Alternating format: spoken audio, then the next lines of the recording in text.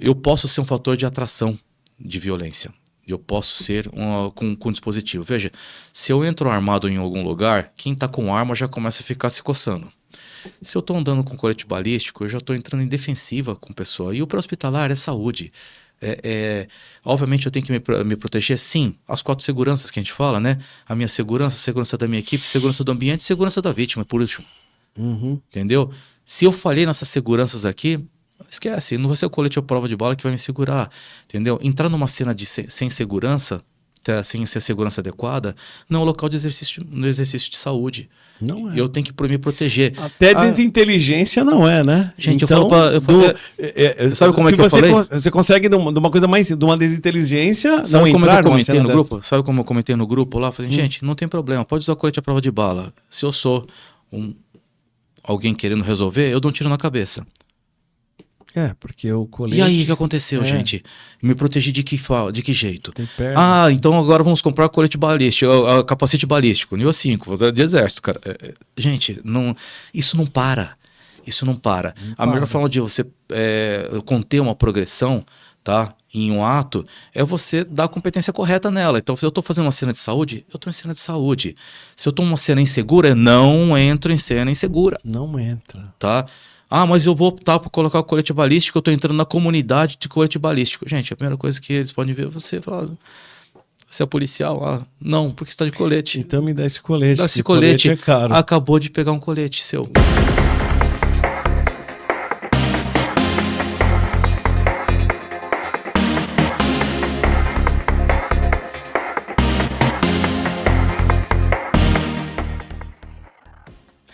Olá! Sou Valtecir Lopes, consultor técnico da revista Emergência, e hoje nós temos nosso programa Emergência Entrevista, um podcast que trouxemos aqui nada mais nada menos que o nosso Dr. Hassan Hassini, que é o nosso convidado hoje para falar sobre um tema de emergência e pré-hospitalar. Olá, Hassan, tudo bem com você? Olá, Valtecir, obrigado pelo convite.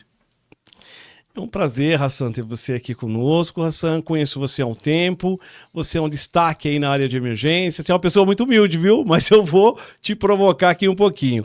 Ô, Hassan, deixa eu perguntar, conta um pouquinho sua história aí, nossa aí, a história sua, né, da emergência, o que você faz aí. Conta um pouquinho pra gente. Bom, a história da emergência minha começa até pelas decisões, né? Decisão de você fazer cirurgia, da medicina. Você fez cirurgia?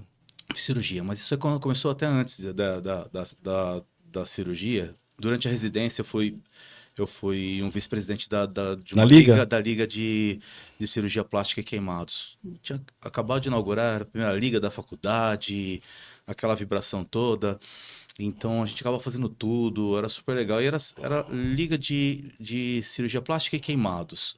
E o primeiro congresso que nós fizemos, o primeiro simpósio que nós fizemos, nós colocamos uma janela de resgate, de atendimento hospitalar. Na realidade, era uma aula de resgate. E naquela época, a USA do grau, a USA do grau era as primeiras USAs, né? Que é a Wade Coach, aquela gigante americana que foi comprada pelo Estado para ser essa viatura, né? Bonita, ela pomposa. E o pessoal do grau naquela época o Stefanelli, que foi o Stefanelli que estava de plantão. Na verdade, ele veio com ela e ele veio dar aula lá pra gente. E aí eu fiquei encantado. Eu olhava aquela viatura, falei, o pessoal dando aula, explicando, com uma tranquilidade, aquela segurança. Você fala, nossa, será que é aqui que eu quero mesmo? Será que é aqui? Eu acho que é isso. E eu me sentia tão bem assistindo aquilo, eu falei, acho que eu quero ser isso aqui. Puxa, que show, cara. Isso foi o quê? Terceiro, quarto ano da faculdade. Imagina, você não tinha SAMU não existia ainda. Você tinha o 92 aqui em São Paulo ainda, mas a gente não fazia ideia. Em Santos era Brisa Resgate. Você tinha o projeto Resgate, né, que tinha começado lá no litoral e em Marília. Tinha um projeto Alfa lá, acho que era do Wilson lá. Isso. E você tinha essas coisas. Mas eu não tinha contato com isso, eu não fazia nem ideia que existia essa área de exercício. Então, para mim, todo mundo, naquela época, enxergava um médico que tripulava uma ambulância como um médico de ambulância, equipe de ambulância, mas a viatura vermelha, né? do bombeiro, eu falei assim, nossa, até tem um médico, tem um enfermeiro lá dentro. Eu acho que interessante. Me formei, fiz cirurgia geral, fiz cirurgia torácica, tá? E aí, até então eu não tava despejando nada nessa área. E aí eu falei, foi quando surgiu uma oportunidade de eu começar o pré-hospitalar. Eu comecei no SAMU de Mauá, tá? SAMU de Mauá. SAMU de Mauá. No SAMU? No SAMU. Já no SAMU, né? Que foi em 2004, acho que talvez, uma coisa assim. 2004. É. E não sei se estou errando nas datas, porque o Alzheimer consumiu o cérebro. Consumiu agora. Mas assim, o cabelo branco. Comecei no SAMU de Mauá. Tenho orgulho em dizer, porque a primeira casa a gente sempre tem que falar assim. Tem que falar, é o lugar onde a gente nasceu, né? E lá eu fiquei lá por 2 anos, e aí eu fui progredindo não, mas fui mudando de casas, né? Acrescentando, né? Quem começa com o SAMU acaba acrescentando 1 ou 2 SAMUs naquela época, era assim. Então eu fui para Diadema. Eu prestei depois de Diadema, foi quando apareceu a possibilidade de eu entrar no Grau através de um contrato de emergência. E eu fui prestar um contrato de emergência lá. Inclusive, quem fez a minha entrevista foi a Júnia. A Júnia que foi feita a entrevista. Ela falou assim, você vai ver, você vai sofrer, agora você vai... Você vai ver. Eu me lembro, a pressão começava lá. Você tá sabendo aqui que você tem hora para entrar, mas não tem para sair? Eu falei assim, tenho sim, senhora. Tenho sim, senhora. Coisa temente a Deus e a Júnia, né? Então, mas quando eu entrei no SAMU, eu já estava mirando a entrar no resgate. A gente não via possibilidades. À época, eu conheci o Oswaldo Mola, que também era do resgate, amigo meu, inclusive também trabalhava comigo lá no hospital aqui de São Paulo, que era o patrocinador da Fórmula 1 daqui de São Paulo. Fórmula 1. Isso, e eu falava para ele, eu quero entrar no resgate, como é que eu faço? E empurrinhei a vida dele uns 3 anos. E ele falou, cara, é dedicação, né? Não ganha nada, ganha pouco, você topa aí, assim, você tá a fim de fazer? Claro que eu tô. Mas você tem algum contrato do Estado? Nada. Eu falei, não tenho concurso de Estado, não tenho nada. Eu falei, tá bom, quando tiver alguma coisa eu vou te falar. E aí surgiu a oportunidade, e o Pedro Rosolém, que hoje é o Deputy CMO da Fórmula 1, e amigo meu, trabalhava comigo no São Luís lá, e ele era o diretor do Grau. E eu também apurrinhava ele toda vez. Pedro, quando é que vai ter um contrato, alguma coisa para poder, um concurso para gente poder entrar? Eu falei, cara, fica tranquilo, quando aparecer eu vou te bater na porta. E foi o que aconteceu. Ele bateu na minha porta e falou assim, olha, vai abrir um contrato. E aí eu fui. Aí eu encontrei Júnior, tudo mais. Aí aconteceu uma situação bem bizarra, até porque assim, eu era plantonista do sábado no SAMU em Diadema, né? E naquela época eu tinha um contrato lá, e a vaga que abriu no Grau foi de sexta-feira. Eu sempre fui plantonista da sexta-feira do Grau, sempre. Desde o começo, o médico da sexta-feira do Grau. Sexta-feira. E você sabe, na sexta-feira acontece de tudo. Você sabe, domingo... Sexta, sábado, domingo, né? Começa. Foi uma escola maravilhosa para mim. Maravilhosa, assim, não tenho nem o que falar. E aí eu entrei, né, no Grau. Aí eu fui lá avisar, porque como a Júnia falou que eu tenho hora para entrar e não tem para sair, eu tinha que sair do plantão de lá e eu ia pro SAMU de Diadema.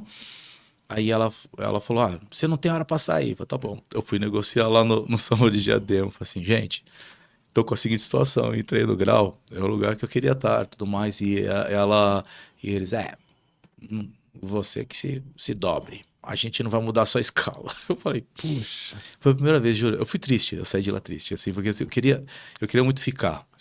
Mas o meu sonho era maior. Eu tinha um sonho maior, que era o Grau. E eu era concursado em Diadema. Aí eu exonerei porque eu queria muito estar no Grau. Muito, muito. Fala pra gente o que é. O pessoal tá assistindo agora. Vê o que é o Grau pra gente. Fala aí. Grau, o grupo de resgate, tá?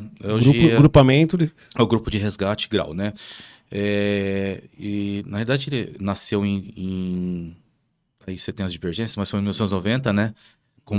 Na verdade 89, 90, hoje nós estamos com 34 anos de existência, nasceu com o Projeto Resgate, tá? Então é a divisão médica do Projeto Resgate. Então, o projeto Resgate, ele envolve as duas secretarias, a fusão das duas secretarias de Estado aqui em São Paulo, que é a Secretaria de Estado da Saúde e a Secretaria de Segurança Pública. Foi um projeto que tentou viabilizar operacionalmente a colocação de médico e enfermeiro no meio da rua para poder fazer um atendimento inicial de um paciente politraumatizado. Tanto é que era o Sistema de Resgate aos Acidentados, né? Esse era o nome que era utilizado para o Sistema Resgate. Algumas pessoas de fora não têm dificuldade, às vezes, de reconhecer. Por exemplo, lá fora você tem SAMU, você tem bombeiro, e aqui em São Paulo a gente tem o grau. A diferença, assim, do grau e SAMU... Tá. A questão é a operacionalização da coisa. Então, veja, quando você liga 193, normalmente as pessoas que ligam para o 193 estão acostumadas na vigência de um acidente, por exemplo. Acidente automobilístico, vem alguma coisa que associa praticamente, uma ocorrência que associa bombeiro na ocorrência. Então ele diz que o 93, nós, os médicos e enfermeiros do grau, são o suporte imediato desse tipo de ocorrência, que vem via o 93. Até por instituição do próprio governo do estado de São Paulo, alguns anos atrás, foi colocado que a predileção das ocorrências, né, traumáticas deveriam ser colocadas para o 93 e as de natureza clínica para o 92. Mas a gente sabe que o chamado chegou, você tem que ir, não tem jeito. Você não tem, pera um pouquinho só que eu vou ligar lá para o 93. A gente entende que operacionalmente isso não vira, a não ser que a gente tivesse o quê? Uma integração de sistemas, que é o sonho de consumo, talvez, de todos os locais, porque justamente a gente, quando você trabalha com o sistema público de saúde e qualquer sistema público de qualquer coisa, a gente trabalha com recursos limitados. E essa limitação de recurso, ela tem que ser bem aplicada, sem duplicidades. Você imagina que você chega numa ocorrência, você tem chegando numa avançada do SAMU e uma avançada do grau. E aí? Eu gastei uma avançada, sobrou. Alguém teve uma parada cardíaca e morreu por falta de uma avançada em algum lugar. Estou exagerando um pouquinho, mas para mostrar a dificuldade de você ter uma integração de sistemas. Por quê? Porque você administrou mal o recurso. E essa administração de forma errada do recurso pode levar ao consumo de vidas. Tá?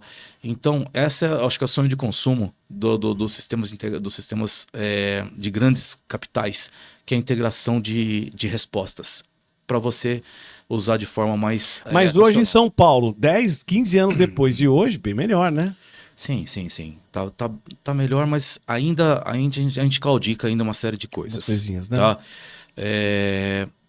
As equipes do grau são, de certa forma, a gente é mais cobrado, né? De alguma forma a gente se cobra. Até porque, assim, a gente se fez com um dos primeiros sistemas, né? Montados. Assim, por exemplo, com o CIAT em Curitiba, nasceu no mesmo tempo que o nosso, também eles têm a mesma idade praticamente. Eu falo que o SAMU ele pegou alguns modelos nossos instituídos para poder ser composto no Ministério da Saúde. Então, a questão das mochilas e tudo mais, algumas coisas vieram da gente, tá? Que a gente forneceu para que isso fosse criado. Isso é ótimo, porque a extensão do grau na época, eu não cobria toda São Paulo. Não tinha como cobrir. Tá? São Paulo é uma cidade imensa. Você imagina que nascemos com 2 bases apenas.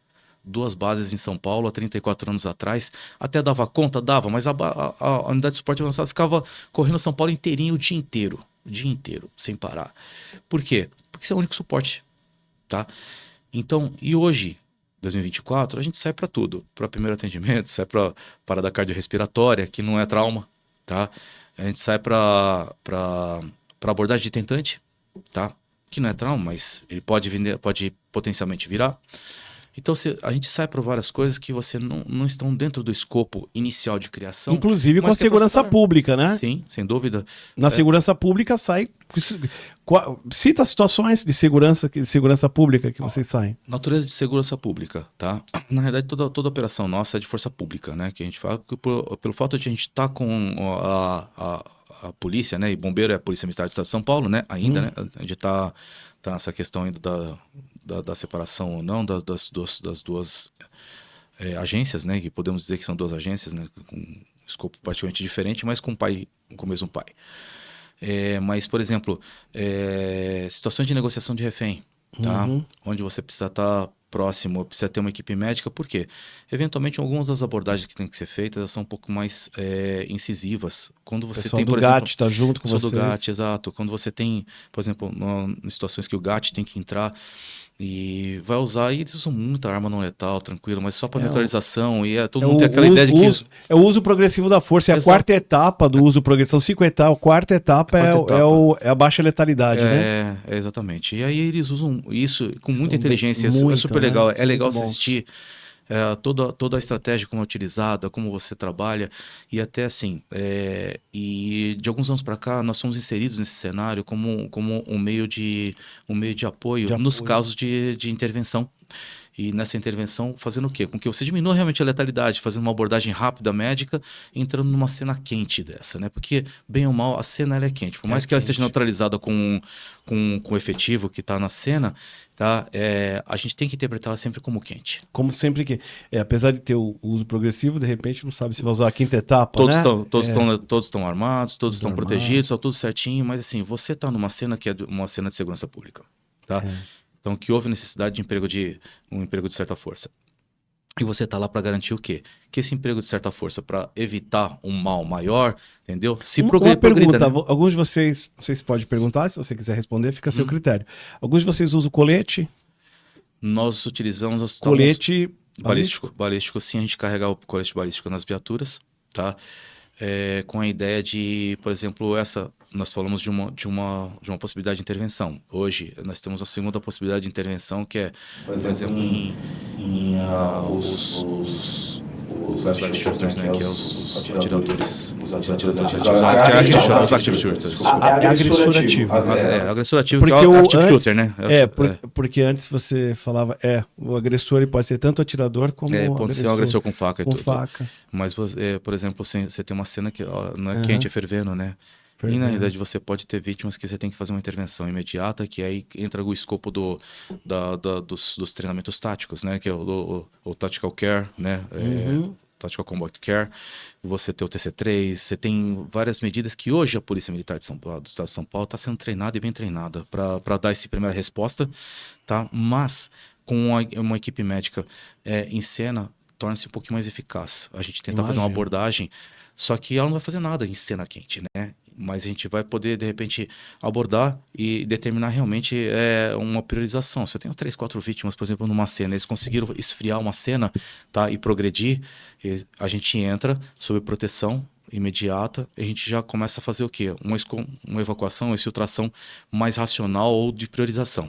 Você pegar um militar, eu não vou mudar de assunto, tá? Vou ficar dentro do contexto, Hassan. Mas você pega um militar, que teoricamente leigo, né? Eu não gosto muito dessa palavra leigo, né? Não mexi aqui, né? Eu não gosto muito dessa palavra leigo, mas tudo bem. A gente usa a palavra leigo, que é a parte técnica. Sim. Mas você pega um cara desse, com 20 horas e 60 horas, e consegue dar um treinamento para ele ensinar a usar um torniquete, ou um selo torácico, de lateralizar ele adequadamente, de transporte, tudo, né?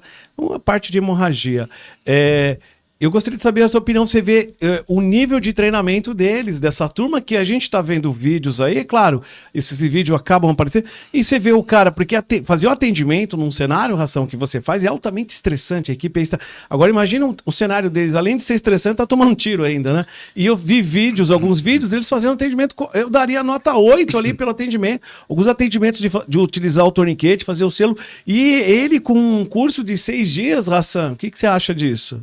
Tá. Você viu Eu volto um tempo atrás, tá? Um tempo antes, o conceito do pré-hospitalar, onde você tem que garantir a segurança de cena antes de você entrar. Então, se, por exemplo, eu, médico, entrar numa cena dessa, eu não poderia. Por conceito, eu não posso. Você não pode. Mas eu vou colocar uma pessoa que não é médica, ele vai entrar. Ele é um militar, então eu vou usar um termo, por favor, não será pejorativo, eu não estou desqualificando, por favor. Eu falo que a ignorância nos encoraja muitas vezes. Claro. Então, assim, e o que faz normalmente algum médico, enfermeiro, é evitar de tentar fazer um procedimento desse, é o receio do que ele pode promover, né? Então a gente vê muito nos cursos ele falar da punção de segundo espaço, fazer algumas medidas dentro do TC3, que são medidas de combate, são medidas que são utilizadas em cenário onde você não vai ter médico daqui a 40 minutos se eu tentar providenciar. E muito desse cenário foi trazido por meio urbano, onde a gente faz instrução, mas você vai fazer instrução parcial de algumas coisinhas. Então, colocar o selo parece que tecnicamente é fácil fazer isso, acho que dá para fazer e tem que ser feito. São medidas rápidas que podem salvar, tá? E eu acho que tem que ser feito. E estão fazendo bem, né? Porque ele é técnico, na verdade, assim, ele não tem um tecnicismo médico, tá? Se eu falar para você, você tem um furo no peito, eu posso colocar um selo? Posso? Põe. Tá? Isso vai mudar. A gente usa muito o conceito de não causar mais danos. Tá? 14º andamento do PHTL. Acima de tudo, não causar danos. E até o que você faz?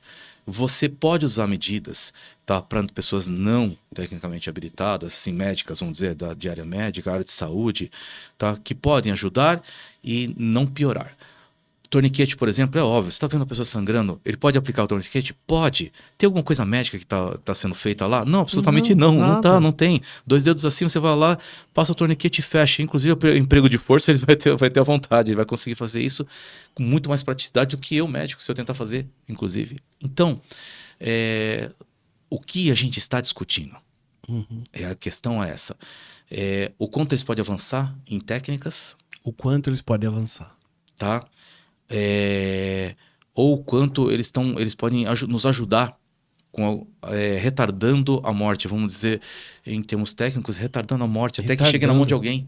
Isso, não é que chega na tua mão. É isso. Então, hoje você acha que é benéfico, então? Eu acho. Assim como o resgate nasceu dessa forma, né? Nossa. O resgate nasceu de um anseio dos médicos do Hospital das Clínicas de São Paulo, que diziam que os pacientes chegavam mortos praticamente, aqui dobrados dentro do Fusca, né, colocados, jogados, arremessados dentro do hospital, e eles ficavam desesperados, porque, poxa, se alguém conseguisse colocar um soro para ele um pouco antes de chegar aqui, eu conseguia ter salvo ele de alguma forma, tentar fazer alguma coisa pelo paciente. No plano hospitalar nasceu aqui desse jeito. Em Nebraska, a famosa tá lá no anestesista lá do avião. Tá assim, queda do avião. Exato, mas é que eu tô falando pra você. E aí a frase dele foi interessante, porque ele sozinho, um acidente matou a esposa, tava com 3 filhos feridos. Sim. Ele sem nada, ele conseguiu prestar um atendimento. Isso. E ele chegou na porta do hospital, ele falou, né? Aí tem aquela frase dele: a partir do momento que eu, num local de difícil acesso e com material, sem praticamente material, consigo fazer um atendimento melhor do que eu recebi dentro do hospital. Isso tem que ser mudado. Sim. E é uma crítica extremamente construtiva, porque e observacional. A partir do momento que eu não consigo observar o ambiente onde eu tô e a minha necessidade, eu não serve para nada com o meu conhecimento, absolutamente.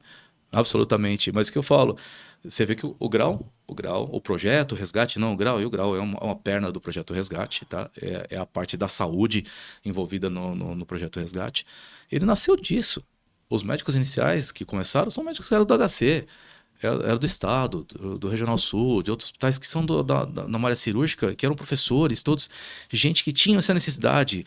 Eu falo que são pessoas que viviam intensamente, até hoje vivem intensamente o conceito de fazer isso, né? De salvar as vidas.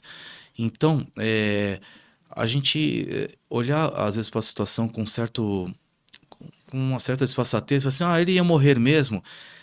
Isso não existia. Eu espero que não exista hoje, por favor. Eu quero que me entendam bem. E me incomoda um pouquinho de entender isso. E se a pessoa por acaso morrer na sua mão, você fala, tá, o que eu podia ter feito? Então, esse conceito do debriefing, que hoje a gente traz muito dentro da ocorrência, toda a ocorrência minha, eu debriefo tanto o bombeiro, todo mundo que estava na cena, a gente consegue debriefar, eu deixo para que todos falem um pouquinho.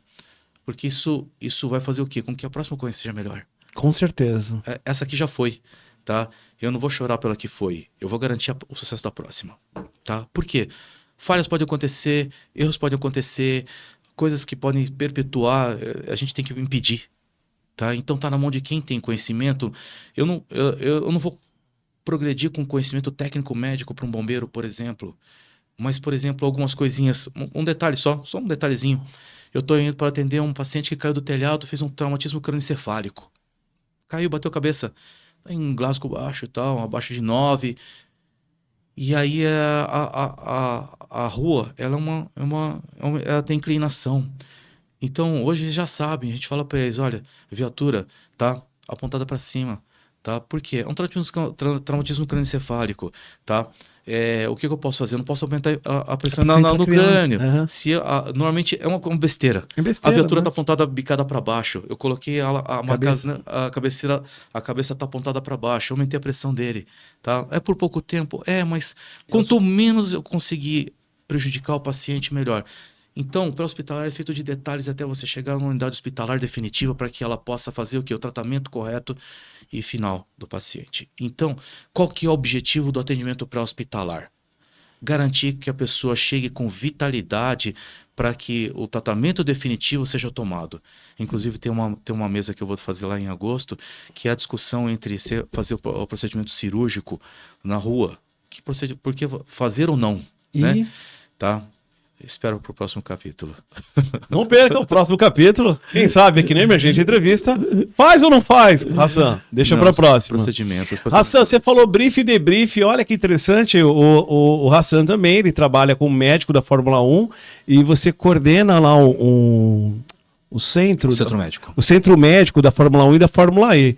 E eu tive o prazer de estar um dia também lá na Fórmula E, vi você fazendo um treinamento com a turma lá, eu achei muito bonito, muito legal. Explica pra gente aí, porque esse negócio de brief aí agora pode aprofundar, vai lá. Como é que é isso aí?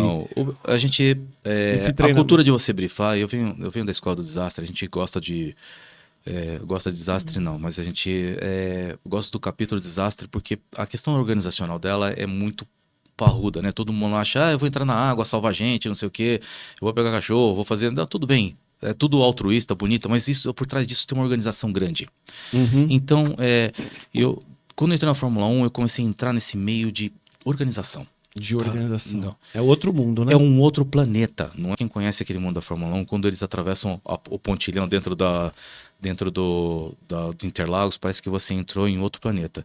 Lá se fala só inglês, e tudo mais, e tudo brilha, tudo reluz, tudo. Você já viu como é que é? Tudo pisca, não tem meia cor, não tem meio tom, e também não tem meia cobrança, a cobrança é inteira. Eu vi um dia que você estava lá e estava um dos chefes, diretores lá, e você tinha que fazer o tempo, né? Sim. Eu vi, e você bateu o recorde, a sua equipe bateu o recorde. Explica um pouco aí desse tempo. Então, aí. Nós fazemos treinamento lá na Fórmula 1, a gente fica... Não, o recorde de vocês, né? O tempo que vocês autocobram lá, né?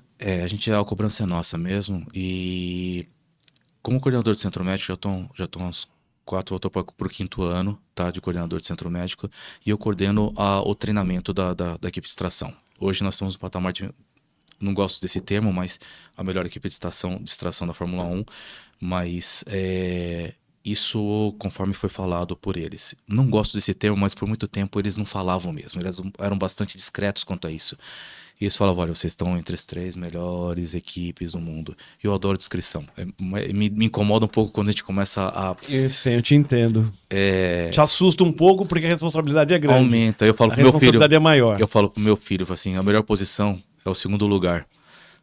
Aí ele falou, mas por quê? Assim, você sempre vai ter um alvo a seguir. A pior posição é do 1º. Se você olhar para trás, você é ultrapassado.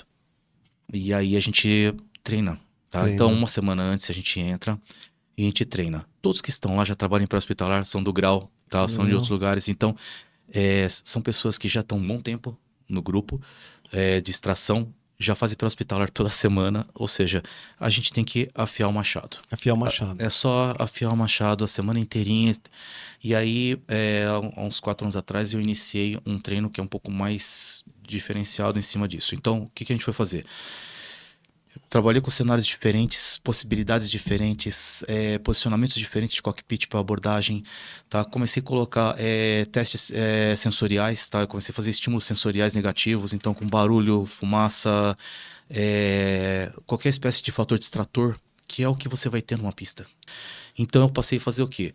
Estímulos verbais, estímulos de som, então barulho, fumaça, iluminação, estímulos de formação, talvez, tá? Então isso começou a aumentar a proficiência deles, virou um manualzinho que a gente entregou para a FIA, inclusive, tá? Que parabéns, que excelente. E na ocasião, quando eles viram, tá? E o nosso tempo foi fantástico, nós fizemos um tempo invejável e foi bom. O tempo de retirada fazendo os estímulos todos que a gente estava fazendo. Eles tiveram o prazer de acompanhar eu fiz plataformas de simulação lá, entregando para eles no dia lá. E o pessoal foi bem, o pessoal é ótimo, eles são maravilhosos. A equipe é assim, por mais que seja antiga, e a gente ouviu algumas coisas, né, no bastidor, você fica ouvindo, aquele monte de velho não sai de lá, mas nem batendo. Mas assim, eu lembro um timinho de futebol antiguinho de 60 anos que ninguém ganhava desde o salão. Você lembra do Ronaldo, o Ronaldo Fenômeno, quando veio com 100 quilos, você fala assim, esse gordo não vai correr, né? Corre, o pessoal faz também. O pessoal saiu correndo atrás dele. Foi uma coisa assim. Mas o pessoal gosta. Pegando esse gancho, a gente já escreveu um artigo também na Revista Emergência, até convido você também, se você quiser participar desse num grupo. A gente fez uma vez na Revista Emergência, não sei se foi em 2000, há muitos anos, esse artigo já tem acho que quase 10 anos, sobre o condicionamento físico do socorrista. É uma coisa que a gente não aborda. E eu te falo, isso é um tabu? A gente não pode falar muito disso? Ou a gente tem que falar disso, de condicionar o socorrista? Às vezes eu tenho que abaixar, levantar, puxar, arrastar. Isso é o básico de um atendimento. Como é que fica isso? O que você acha que pode ser feito? Por exemplo, o grau, vocês têm um teste de aptidão física que vocês fazem isso, né? Isso aí deveria ser estendido para outros ou isso... Sim, é que se sua ferramenta... Batata quente. Se sua ferramenta é cérebro e braço, não tem jeito. Você tem que cultivar os dois. Tem jeito.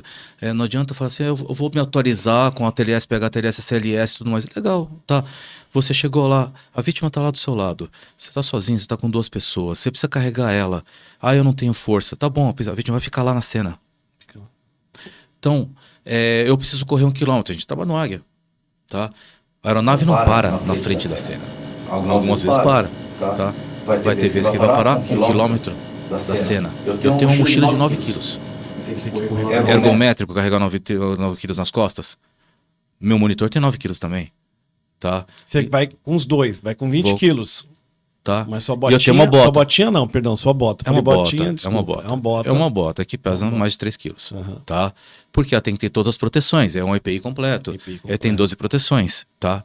E eu tenho que correr com essa bota, tá? Eu tenho um macacão. Tem um macacão que tem proteção de redução de chama, tá? Na realidade é um antiabrasivo e anti-chama, os dois. Também tem um peso, mais 3 quilos. E aquece pouco. Você tem então você tem térmica. Que aclimatar, porque você desidrata, aumenta a temperatura, fadiga. Se você é obeso, tá? Se é obeso, você faz uma retenção de calor muito grande. Você vai usar um macacão desse, você consegue correr?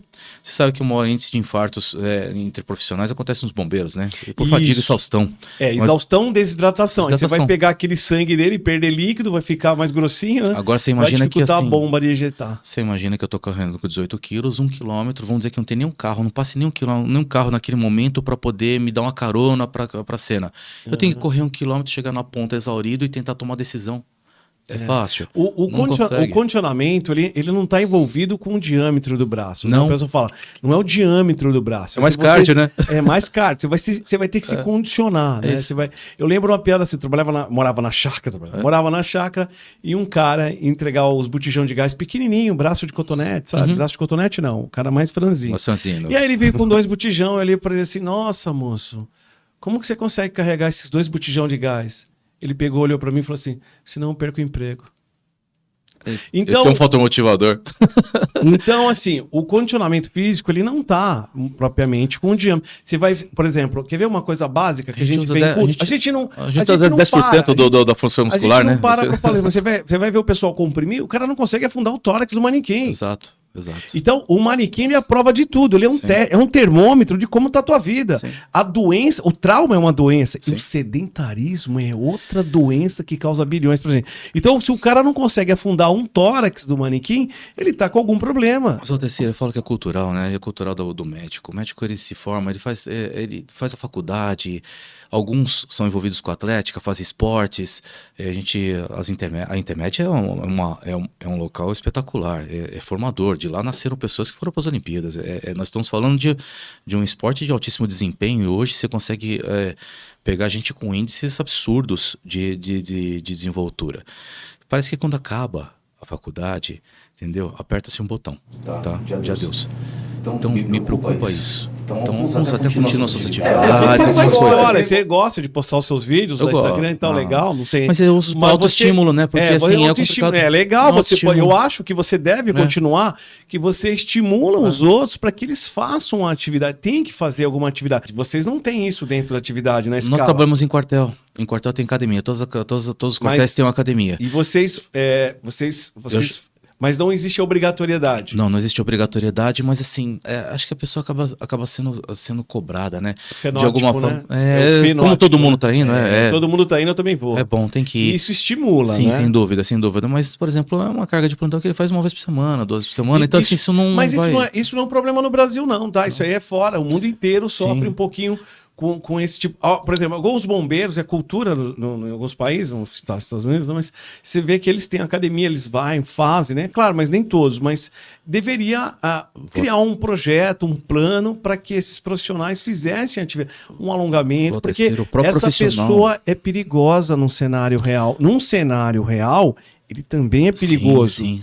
Então ele torce tornozelo, ele carga. cai, ele vira carga, ele vira a segunda vítima. Isso, e assim, eu falo que os profissionais de pré-hospitalar nos Estados Unidos, eles dão baixa com muita frequência, justamente por causa dessas questões de saúde. Dores lombares, principalmente dor lombar, né? Que é as questões musculoesqueléticas associadas à carga de peso, tá? Tanto própria quanto do exercício inadequado da profissão. Então, eu falo nesse exercício inadequado porque ninguém ensinou você a carregar maca. Como é que você puxa uma maca? Como é que você puxa um paciente do chão? Tá? Você traz a carga para junto do corpo. Tem gente que pega e vira o corpo, faz um U, assim, faz um L ao contrário, ele joga toda a carga em cima do meio da coluna e acaba, vai dar baixa. Ele tem tempo de vida praticamente, tempo profissional. E ninguém para ensinar essa pessoa com a forma correta que ela poderia fazer para diminuir o desgaste do seu corpo. Hassan, não te interrompendo, você veio e falou, na Fórmula 1, nós treinamos assim, nós praticamos, nós testamos, fazemos, repetimos. Uhum. Então, do outro lado, você veio da Fórmula 1, no outro lado... É o contrário, porque ninguém treina, praticamente. Não. Porque eu posso fazer atividade física lá embaixo mesmo, fazer uma prancha, uma coisinha. Claro que eu não posso machucar ninguém, não posso trazer a guerra pro treinamento, né? Eu posso treinar para ir pra guerra, mas não trazer a guerra pro treinamento e acabar machucando a pessoa. É isso, é justamente isso. Eu preciso trazer cada vez mais, e o Grau está se empenhando nessa questão. Então, os últimos concursos a gente já exigiu um TAF para eles, um teste de aptidão física. Né? E muita gente boa ficou fora. Muita gente boa de conhecimento ficou fora. E gente que treinou também. Por quê? Talvez um pouco de receio, um pouco da falta de hábito da coisa. E tinha gente que era treinada e acabou ficando de fora. Então tem um fator psicológico em cima disso também. Enorme. Tinha muita gente com muita ansiedade para estar com a gente. E assim, gente boa. E acabou ficando, porque o controle emocional. Mas isso também denota como a pessoa vai poder se portar numa cena dessa de risco. A gente usa... nossos cenários são extremos. Tá? Se eu estou trabalhando com força pública, bombeiro, polícia militar, as cenas, classicamente, elas podem virar de risco rapidamente. De risco assim, rápido, ambiental, muda muito rápido. Eu estava brincando outro dia na aula que eu dei pro pessoal, falei assim, mas porque eles falaram, você usa colete à prova de bala no Águia? Eu falei assim, sim, porque embaixo dele não está escrito resgate, está escrito Polícia Militar do Estado de São Paulo. Então eu tô chegando em um local que você não sabe se a gente vai ser recebido com bandinha, entendeu? Ou com tiro. Com tiro. Então você não sabe direitinho. A preocupação não é nem tanto com a cena do atendimento, porque no pré-hospital a gente não usa colete balístico. A gente vai usar em alguns momentos específicos, quando a gente é o quê? Infiltrado em uma cena de risco maior, que eu preciso estar com equipamento de proteção individual adequado para aquele cenário, tá? E a cena de pré-hospitalar, e eu digo, por exemplo, eu sei que alguns locais aqui no Brasil pensaram em colocar o colete à prova de bala pro médico e pro enfermeiro do pré-hospitalar, né? Não vou falar de agências, nada, mas porque isso muitos já quiseram fazer. E foi até um motivo de discussão em outro grupo, né? Outros grupos de WhatsApp nós temos vários, né? E eles falaram, nossa, isso que é o local evoluído. Eu falei assim, gente, se eu tô entrando com colete à prova de bala em alguma cena... É porque entendeu? a cena já tá... Eu já tô trazendo um cartão de uma receptividade para quem tá na cena, tá? Então eu posso ser um fator de atração de violência. Eu posso ser com dispositivo. Veja, se eu entro armado em algum lugar, quem tá com arma já começa a ficar se coçando. Se eu tô andando com colete balístico, eu já tô entrando em defensiva com a pessoa. E o pré-hospitalar é saúde. Obviamente eu tenho que me proteger, sim, as 4 seguranças que a gente fala, né? A minha segurança, a segurança da minha equipe, segurança do ambiente, segurança da vítima, por último. Entendeu? Se eu falhei nessas seguranças aqui, esquece, não vai ser o colete à prova de bala que vai me segurar, entendeu? Entrar numa cena sem segurança, sem ser segurança adequada, não é um local de exercício de saúde. Não é. Eu tenho que me proteger. Até desinteligência não é, né? Gente, então, sabe como é que eu falei? Você consegue de uma coisa mais, de uma desinteligência, sabe não como entrar eu comentei no dessa? grupo? Sabe como eu comentei no grupo lá? Falei, gente, não tem problema, pode usar colete à prova de bala. Se eu sou alguém querendo resolver, eu dou um tiro na cabeça. Porque o colete... E aí, o que aconteceu, gente? Me protegi de que jeito? Tem perna. Então agora vamos comprar colete balístico, capacete balístico, nível 5, de exército, cara. Gente, isso não para. Isso não para. A melhor forma de você conter uma progressão, tá, em um ato, é você dar a competência correta nela. Então, se eu estou fazendo uma cena de saúde, eu estou em cena de saúde. Se eu estou em uma cena insegura, eu não entro em cena insegura. Não entra. Tá? Mas eu vou optar por colocar o colete balístico, eu tô entrando na comunidade de colete balístico. Gente, a primeira coisa que eles podem ver é você falar, você é policial? Não, porque você tá de colete. Então me dá esse colete. Dá esse colete. É caro. Acabou de pegar um colete seu. Ganhei um colete. Fora do país nós temos colete multi-ameaça, né? Que pode te proteger de uma facada. E o colete dele é só pedir, né? Que ele dá, né? Dá. Por favor, me dá o seu colete. Por favor, me dá o colete, acabou. E fora do país tinha um conceito do colete multi-ameaça, né? Que você pode utilizar também. Ele contém um pouquinho de agressões que você pode ter. Talvez seja o mais adequado dentro de um cenário nosso de saúde. Tá. Mas a gente tem que entender sempre as consequências do que acontecem como reflexo dos nossos atos. Tá? Parece uma coisa óbvia, mas não é tão quando você está exercendo. Tá? A gente não sabe cobrar a coisa certa pra gente. Tem gente cobrando colete balístico. Tá, tem gente cobrando um colete multi-ameaça. Pô, é legal, me protege um pouquinho, tem os bolsos, eu consigo carregar alguma coisinha que pode me ajudar na operação. Não é um colete que pesa. Não pesa, exatamente. A ergonomia é importantíssimo. Principalmente se você trabalha o dia inteiro, correndo o dia inteiro. Você pega uma ocorrência, um dia nosso mais triste aqui, 18 ocorrências. Você vai correndo de um lado para o outro. Hassan, deixa eu falar uma outra coisa para você não fugir do assunto. Por exemplo, o que eu noto assim, vocês quando trabalham, e eu fiz alguns trabalhos com o Rally de um dia, 2 dias, né, com o pessoal lá de São Manuel, vários, uns 7 anos que a gente Legal. vai nessas turmas aí. Bem, o que eu tenho notado assim com a hidratação e desidratação, eu vou falar o que eu acho, pode falar que eu tô errado ou certo, tá bom? Eu vou falar aqui. E eu penso que eu acho que vocês têm que acertar a hidratação de vocês lá, porque vocês estão ficando direto, vocês levam um squeeze, levam um Gatorade, alguma coisa, porque vocês estão num ambiente agressivo. Eu tenho que ir pra guerra. Sim, claro, mas eu sou saúde, eu sei, vocês são saúde, mas a saúde às vezes esquece que existe Gatorade, existe água, tipo água, Gatorade. E aí como é que fica? Como é que vocês fazem essa parte? E outra, eu sei que alguns de vocês, eu vou falar alguns, tá? Alguns da área de saúde são chatos, não gostam de beber água. E eles entram em estresse, não bebem água, e não tô falando todo, Eu te falo. Mas tô falando que alguns não gostam. E assim, aí eu tenho minha máquina. Porque se você fosse claro que você não é um robô, mas se você fosse meu robô, eu ia colocar óleo, acertar tudo bonitinho. Porque se faltar água, vai dar problema. E vocês, como é que vocês veem essa parte de hidratação? Vocês não veem? Eu nunca vi. Eu posso estar errado, tá? Porque eu não enxerguei. Mas cadê o Gatorade? Porque o Gatorade serviria para essa situação emergencial. Eu falo que é a sequela do militarismo, né? Das Forças Armadas, né? O cara leva um cantil de água e fala assim, com esse cantil você se vira até o próximo ponto de abastecimento.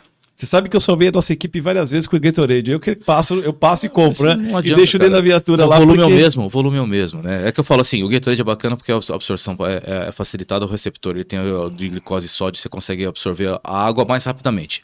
Para reanimação rápida, é bom. Não, tá? tô falando o volume é o mesmo. Eu tô falando para você, o socorrista. Não tô falando para vítima. Você é o socorrista, que você vai atender. Eu não tô falando um atendimento de 1 hora, porque você tá saindo, mas você tem hora para entrar.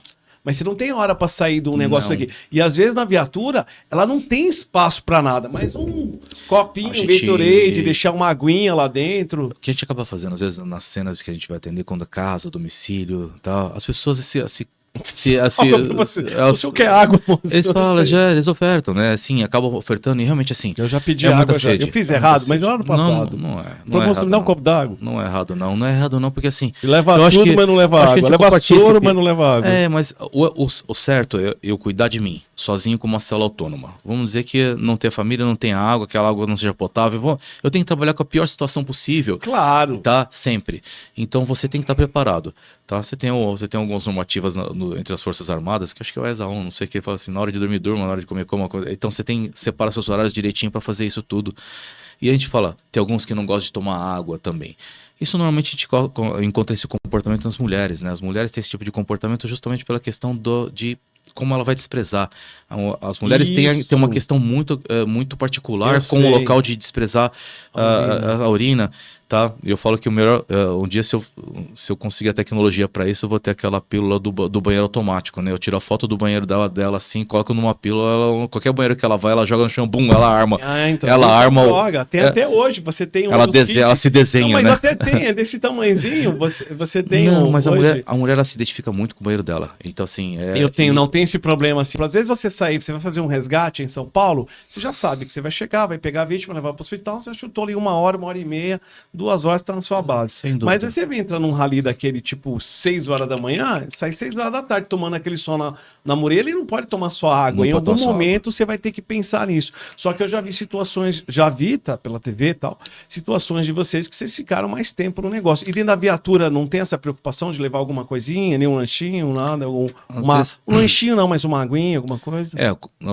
A parte alimentar não. A parte alimentar a gente não acaba indo, tá? Às vezes a gente passa um dia sem almoçar e acaba virando isso mesmo.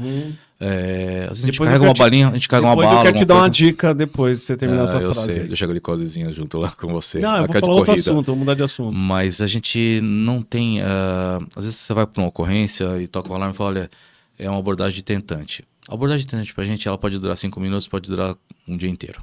Então a gente todo mundo correndo pro banheiro rapidinho, faz um xixi rápido, pega uma água, embarca e vamos embora, tá? Então você meio que se prepara de alguma forma, tá? Mas a maioria das vezes você não consegue isso porque você tá saindo de uma ocorrência para outra e você não tá voltando para a base. É o que acontece, por exemplo, quando você perde almoço, perde janta, perde tudo, você sabe como é que funciona. Isso é um comportamento em todos, né? É um comportamento que é uma coisa, também não é uma coisa tão absurda de você deixar um negocinho lá dentro. Exato. Você equipa a viatura com 300.000 coisas e não coloca um negocinho. Eu tenho uma geladeirinha onde eu tenho um cianokit, que é um treco que custa uma fortuna, entendeu? E é uma geladeirinha. Então, eu tô carregando geladeirinha, então eu posso ter, de repente, alguma coisa que resfria. Então, não é uma preocupação que a gente acaba colocando.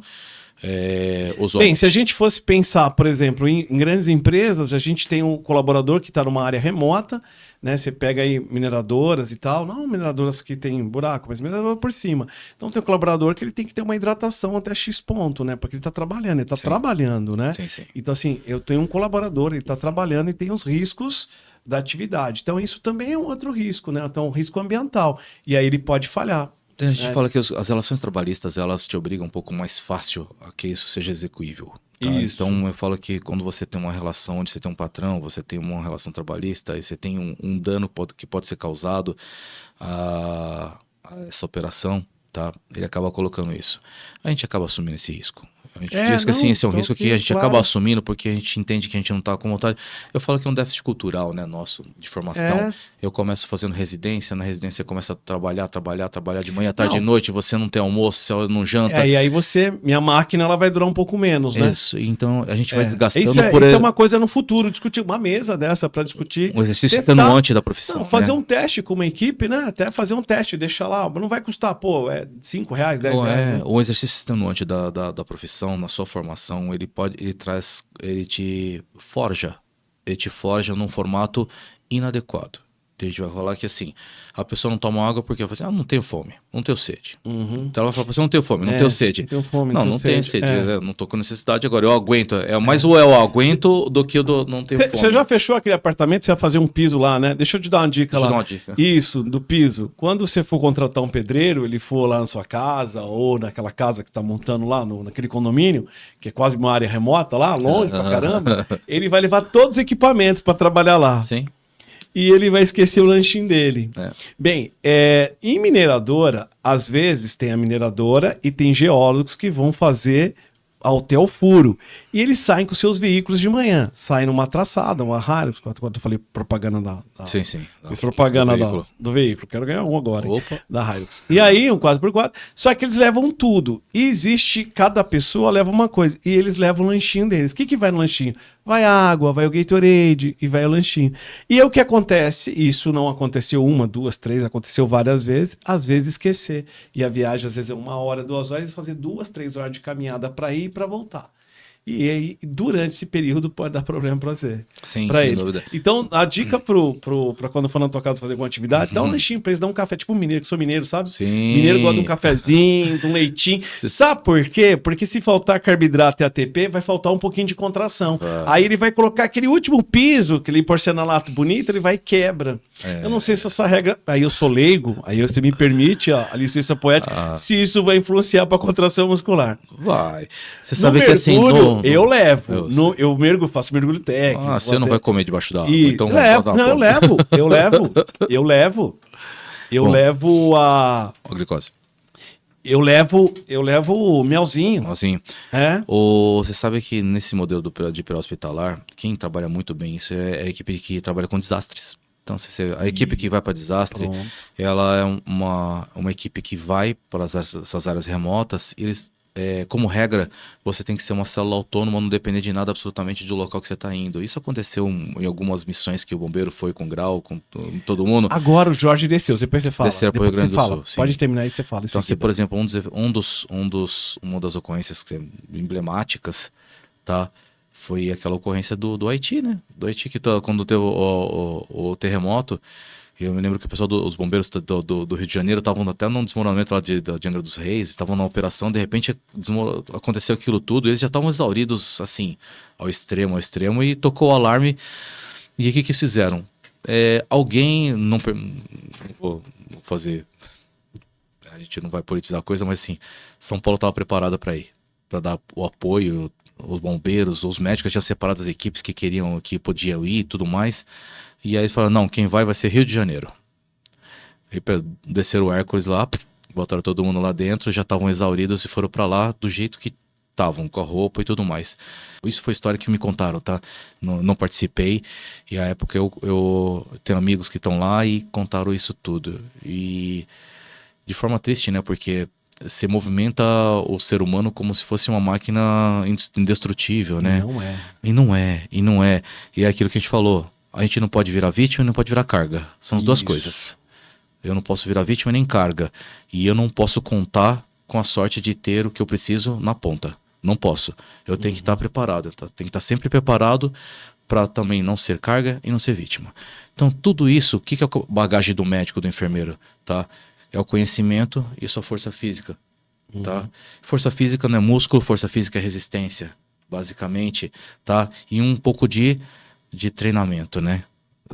Da parte física, para que você não se lese mais facilmente do que o habitual. Afinal, é uma ferramenta minha. Eu tenho que ficar em pé um bom tempo? Eu vou. Tá? Eu tenho 90 quilos. Tá? Hoje eu pulo. Com meus 90 quilos, 89 eu pulo. Tá? Que é massa magra. Tá? Eu posso pular, cair, fazer o diabo a 4. Tá? Eu fico muito tempo em pé tranquilamente. Não vou machucar. Treino todos os dias. Todo santo dia. E eu tenho medo durante um treinamento, aí eu não quero mudar de assunto, eu tenho medo durante o treinamento, quando pega aqueles grupos que não são tão condicionados, e você tem que pegar uma prancha, colocar uma vítima, colocar os 2 bracinhos, levantar e abaixar. Ou, às vezes, a pessoa tem que ir ao solo. O que ela vai fazer? Ela vai descer no solo. A regra é o solo de quando eu olho, o meu olhar biomecânico, eu falei, eu tenho medo. Porque se ele abaixar, ele se machuca. Já um outro grupo, eu não tenho medo. Porque eu sei que ele entrando dá pra ver. Como ele entrou, como ele sentou, eu falei, não vai dar problema. Mas tem gente que só o fato de abaixar pra pegar uma prancha vai machucar. Vou dizer a coisa assim, a cultura é tão ruim que eu falo, você me acompanha. Faz 4 anos que eu não paro de fazer exercício, faz 4 anos direto, 1 horinha por dia, tranquilo, é o suficiente pra gente. Tá? Eu não preciso carregar peso, fazer músculo, não, você precisa ter um condicionamento do que você já tem. Tá? Eu não tenho idade, tenho 51 anos, você não tem que não almejo ter músculos, tá? Eu preciso ter uma resistência dentro da minha operação.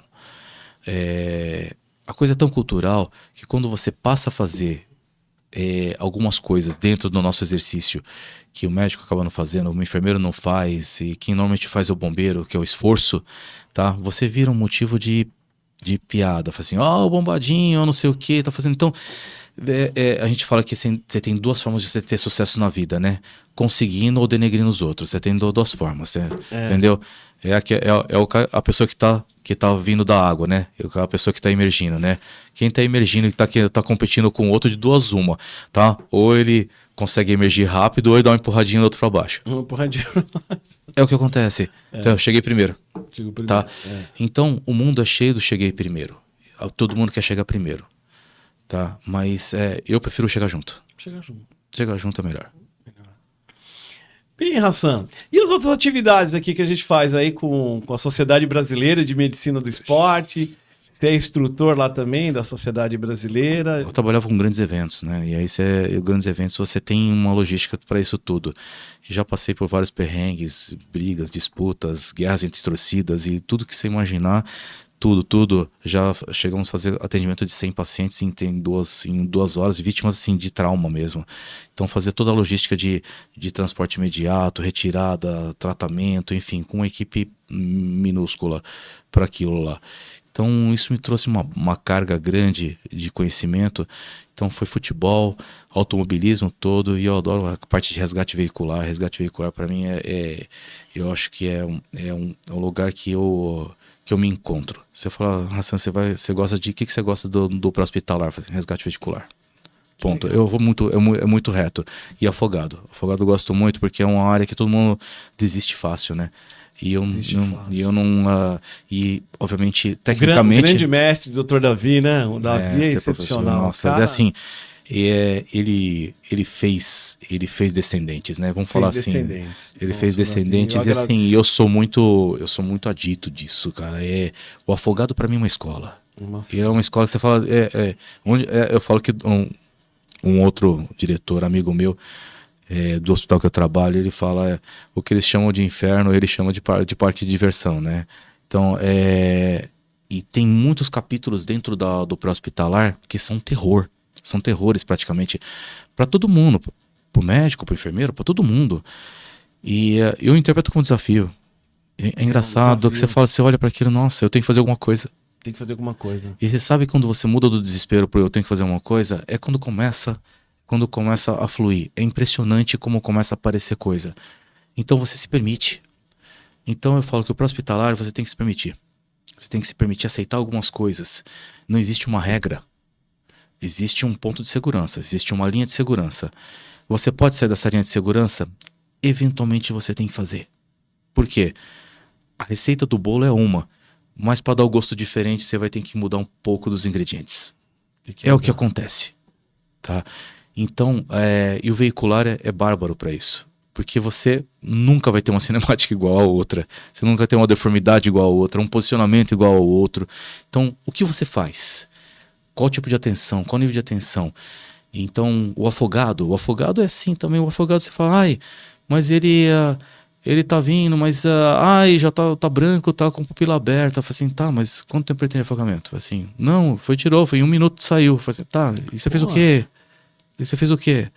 Recentemente, eu no Congresso Brasileiro lá de Medicina de Emergência, a nossa equipe de Santos, né, da base de Santos, levou a casuística do projeto Verão dos afogados, lá do litoral, em que eles reanimaram acho que eles atenderam 6 grau 6, né, e reanimaram 2, né, um restituído à sociedade. Nossa, grau 6 é parada cardiorrespiratória no afogamento, que é o grau 6. Eles reverteram 2, um restituiu à sociedade, outros não acompanharam, não perderam o acompanhamento, mas que na realidade o que restituiu, ele mandou até um vídeo para nós, falando e é bárbaro, você fala, puxa, é 0,7%, gente, é uma coisa assim, é 0 nada por cento de chance de vitalidade e sobrevivência.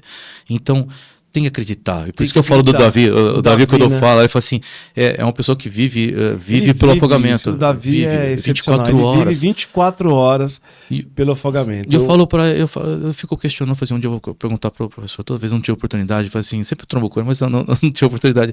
por que você insiste nesse negócio? Porque a maioria dos afogados acaba virando, quando vê afogado, já acaba virando grau 6, tá? A maioria deles, né? Porque o que acontece?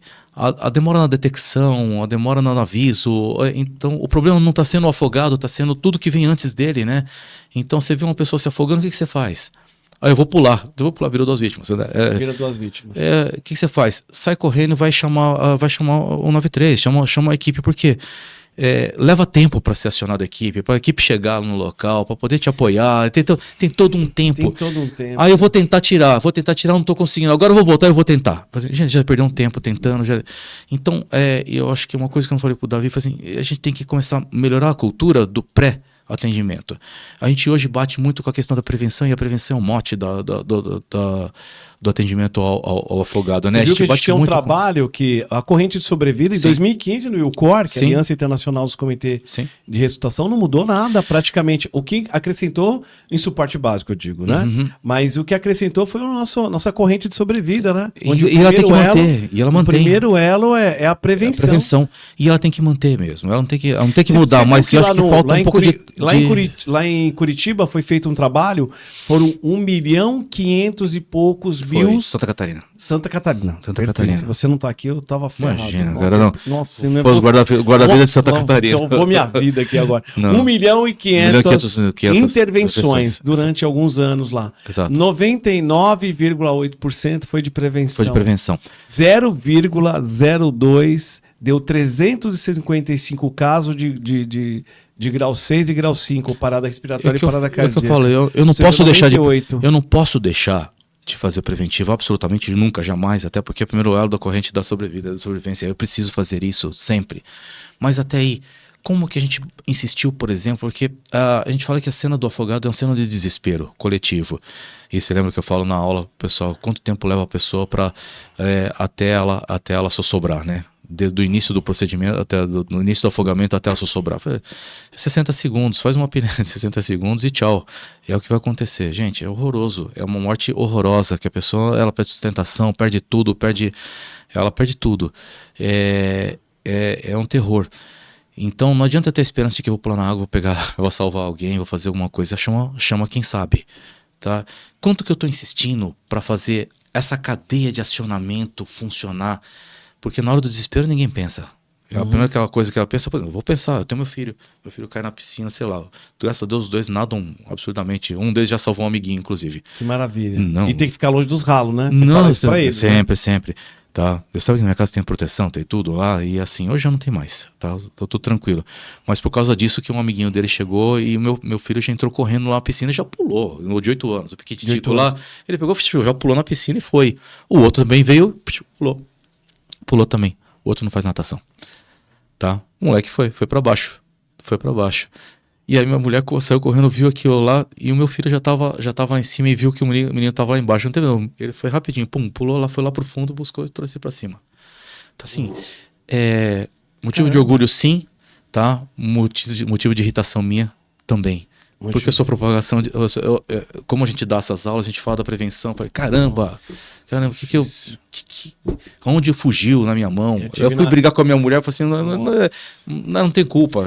Tinha uma chácara aqui no quilômetro 64 da Castela, em São Paulo, né? E eu tinha um problema com um cachorro do vizinho lá, que ele caía lá e era um golden, né? Ele entrava na piscina, cara, ele já tava velhinho, se afogava, cara. Eu tive que criar né? Porque o cachorro não é meu, ele que furava lá, passava, colocar um banquinho pra ele sair, pra não morrer afogado na piscina. Mas não tinha, na época, não tinha filho, né? Hoje também não tenho chácara. Hoje não chácara, pois é. Puta, eu não acredito, eu tenho que ouvir isso aqui. Valteci, se não fosse meu amigo... Mas é isso, eu falo pra você, cara. Não foi nem intencional a piada, só aí você entendeu. Feliz você. Piada, foi verdade. Mas é aquilo que eu te falei. E a gente começa a se cobrar muito, que a gente dá essa aula e a gente é vítima do próprio conhecimento, é um horror. Então eu comecei a ficar chateado, eu fui deitar chateado aquele dia. Nossa, eu falei assim, eu não posso falar nem na frente do professor. Nossa, eu falei, se eu falar, ele vai me ligar, vai gritar na minha orelha. Vai gritar. Mas com toda razão, assim, mas na realidade foi um escape, né? Um escape que aconteceu e a gente não previa isso. A gente não tinha previsão disso, porque a gente não recebe tanta visita em casa, nada, mas as crianças vêm, elas têm um mínimo de... Elas têm limitação, né? Normalmente, 99% das crianças que são amigas dos meus filhos, eles têm... Quem não nada tem receio de água, não chega nem perto, tá? Não gosta nem de banho. Então, assim, não gosto de banho, nenhum deles gosta, mas eles não gostam de água. Mas esses estavam empolgadinhos. Coitado. E foi. Mas no Daniel passei um afogado grau 1, que ele chegou a hora que bateu o olho, viu lá no fundo, ele foi lá pra baixo, foi rapidinho. Foi, bateu, subiu, trouxe. Né? O moleque saiu, foi assim, como se nada tivesse acontecido. Foi um balde de água na cabeça. Mas podia ter sido algo pior. E aí? Entendeu? Hoje a gente tá sorridente porque deu certo, entendeu? Mas nem sempre dá. Então, como é que funcionaria isso? Tô pensando numa piscina, um ambiente limitado, alguém pode descer e pegar, ok, tá tudo certo. Mas se ninguém tivesse visto, se fosse um alagoa, onde você tem o fundo móvel, você não consegue saber aonde, entendeu? Então eu pulo, pego, o que você faz? Então, reforçar muito a questão do acionamento realmente inicial da tropa de choque, né? Aperta o botão. Como é que você aperta o botão, cara? Liga o 93, o 92, chama, é preciso que chame, tá? E a partir daí, sim, aí você respira e vê o que dá pra ser feito. Obviamente, se você tem treinamento, você pode tentar. Se você não tiver treinamento, fica quieto, reza. Não dá pra fazer muita coisa. Não dá pra fazer muita coisa. Hassan, puxa vida, que legal. Antes da gente terminar aqui o nosso evento... E aí eu fiz de propósito deixar por último, Hassan, nós temos um quadro, nós temos uma vinheta aqui, o nosso quadro Inspiração. E o quadro Inspiração é: quem te inspirou?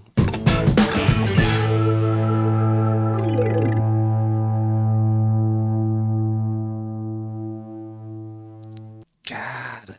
te peguei, né? Ao quê? Eu tenho tanta coisa. Pode ser o que te tocou no coração, mas a pergunta seria profissionalmente. Se você quiser falar pessoalmente, também pode. Meu pai. Teu pai. Meu pai é médico. Seu pai é médico? Meu pai é médico também. Como é o nome do seu pai? Doraide. Que legal. E imagina, você pequenininho, né? Você cresce com seu pai. Naquela época, meu pai recebia... Eu era pequenininho e meu pai recebia... Quantos anos? Tem 80. De 80. Viaja hoje pro Líbano hoje. Um abraço pra ele, manda um abraço pra ele. Um abraço, pai. E você imagina que assim, ele vai lá dar plantão e naquela época você recebia representantes de farmácia, muitos. E todo dia ele vinha com sacolas de remédio em casa, né? Cara, eu tinha uma parte de trás de casa lá onde a gente morava e tinha caixas de remédios, caixas. E a gente ficava fazendo o quê? Separando por cor, acho que como criança, né? Você fica separando caixa, cor, tudo mais. E aquele mundo, né? E, por exemplo, meu pai nunca foi de cobrar, sabe? Então, na coletividade árabe, as pessoas não tinham muitas vezes, não tinham como pagar e tudo mais. E eles iam lá em casa e falavam assim: doutor, meu filho tá com problema, tal. Sabe aquela coisa do consulta? De alguma forma eu acompanhava ele fazendo aquilo lá. E então eu tinha muito aquela... Eu fui cultivando muito aquela coisa da doação, sabe? De você estar presente, ajudar, fazer, sabe? Eu fui crescendo com esse ambiente. Meu pai não queria ser médico. Meu pai queria ser engenheiro. Meu avô queria que ele fosse médico. E meu pai fez engenharia 6 meses, porque não tinha passado em medicina, e veio o concurso de medicina e ele fez. E desde lá meu pai se dedicou à medicina, tá?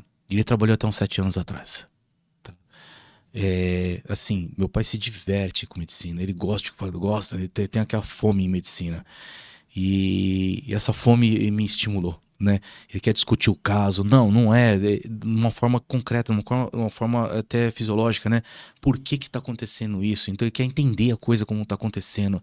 Não era tipo assim, tá com dor de cabeça, dá Novalgina, não era isso, não era entender. Isso, né? E aquela curiosidade dele, e ele nunca avançou muito tecnicamente, assim, a parte científica, nada, até porque quando ele veio para cá, para São Paulo, ele se formou em Campo Grande, na Faculdade Federal do Mato Grosso do Sul. E ganhou o diploma, meu avô, que Deus o tenha, falou assim, ó, cai na vida, tchau. E veio para São Paulo. Você imagina que o aluguel da casa custava 25 cruzeiros naquela época e ele ganhava na residência dele, no estágio 20. Tá? Nossa. Com 2 filhos, mulher, tudo aqui em São Paulo. Então era um desafio. Então ele começava a dar plantão lá, como eu morava do lado do hospital, ele ia direto. Então eu cresci muito tempo na minha vida sem meu pai do lado. E também, por uma certa criação também, ele não tinha muito contato comigo, tá? Depois que a mãe morreu, uns 3 anos atrás, eu fiquei mais próximo. É muito engraçado, né? Que você fala, começou a ficar mais próximo, a gente começou a conversar muito mais, tudo mais. E aquilo tudo de carga, de conhecimento, a gente começou a compartilhar. Depois, é muito legal que a gente começava a trocar muito. Nem na faculdade de medicina a gente trocava tanto, tá? E depois ficou isso. Então, minha grande inspiração é ele. Inspiração. Puxa, que legal. Emocionante, viu? É. Até me emocionei aqui com isso aí. Sua inspiração foi seu pai. Que legal. É, muito bonita a sua história, Hassan. Hassan, cara, sou suspeito para falar de você, cara. Assim, tenho um grande apreço, uma grande amizade com você. Agradeço de você ter aceitado o nosso convite. O Emergência Entrevista fica por aqui. Esperamos vocês para o próximo encontro.